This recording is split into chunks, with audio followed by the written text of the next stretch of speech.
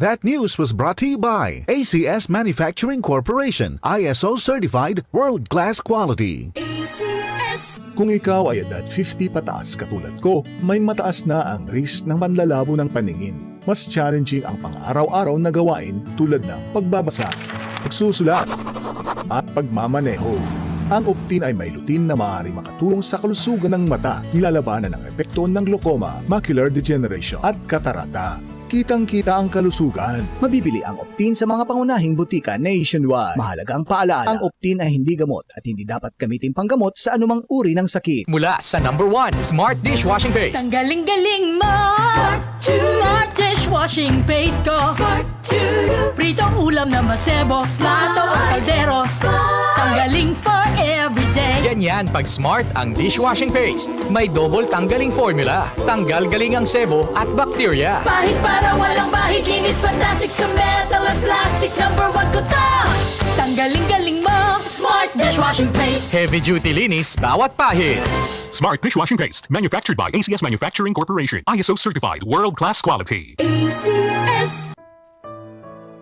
Pagbasa sa Aklat ng Kawikaan, Kabanata 13, Talata 1 hanggang 25. Ang anak na may unawa ay nakikinig sa kanyang ama, ngunit walang halaga sa palalo ang paalala sa kanya. Natatamo ng mabuti ang bunga ng kanyang kabaitan, ngunit ang ninanasan ng masama ay puro karahasan. Ang maingat magsalita ay nag-iingat sa kanyang buhay, ngunit ang taong madaldal ay nasasadlak sa kapahamakan. Ang tamad ay nangangarap ngunit hindi natutupad, ang hangarin ng masikap ay laging nagaganap. Ang taong matuwid ay namumuhi sa kasinungalingan, ngunit ang salita ng masama ay nakakahiyang pakinggan. Ang mabuti iniingatan ng kanyang katuwiran, ngunit ang masamay ipinapahamak ng likong pamumuhay. May taong nagkukunwang mayaman subalit wala naman, ngunit ang iba'y nag-aayos mahirap bagaman sila ay mayaman. Ang yaman ng isang tao ay pantubo sa kanyang buhay, ngunit sa isang mahirap, ito ay hindi nakababahala. Ang matuwid ay tulad ng maningning na ilaw, ngunit ang masama ay lamparang namamatay. Ang kapalaluan ay nagbubunga ng kaguluhan, ngunit ang pakikinig sa payo ay nagbabadya ng karunungan. Ang kayamanang tinamo sa daya ay madaling nawawala, ngunit ang kayamanang pinaghirapan ay pinagpapala. Ang matagal na paghihintay ay nagpapahina ng kalooban,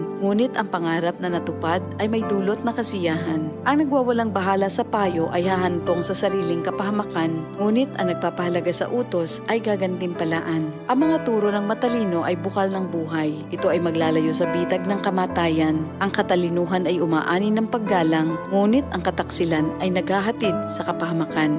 Ang katalinuhan ng isang tao ay nakikita sa kanyang gawa. Sa kilos ay nakikilala ang taong walang unawa. Ang masamang tagapagbalita ay lumilikha ng kaguluhan, ngunit ang mabuting tagapamagitan ay lumulutas ng alitan. Kahihiyan ng kasasadlakan ng hindi nakikinig sa saway, ngunit ang tumatanggap ng payo ay mag-aani ng karangalan. Ang pangarap na natupad ay may dulot na ligaya, ngunit ayaw iwan ng masama ang kasamaan niya. Ang nakikisama sa may unawa ay magiging matalino, ngunit ang kasama ng mangmang ay masusuong sa gulo. Ang hinaharap ng masama ay kahirapan sa buhay, ngunit sagana ang pagpapalang sa matuwid ay naghihintay. Ang matuwid ay nag-iiwan ng pamana hanggang sa kaapu-apuhan, at sa matuwid na uuwi ang naipon ng isang makasalanan. Ang bukid ng mahihirap may pangakong kasaganaan, ngunit ito'y nasasayang dahil sa kawalan ng katarungan. Mapagmahal na magulang, anak ay dinidisiplina. Anak na di napapalo, di mahal ng magulang. Ang matuwid ay sagana sa lahat ng kailangan, ngunit ang masama ay palagi namang nagkukulang. Ito ang salita ng Diyos.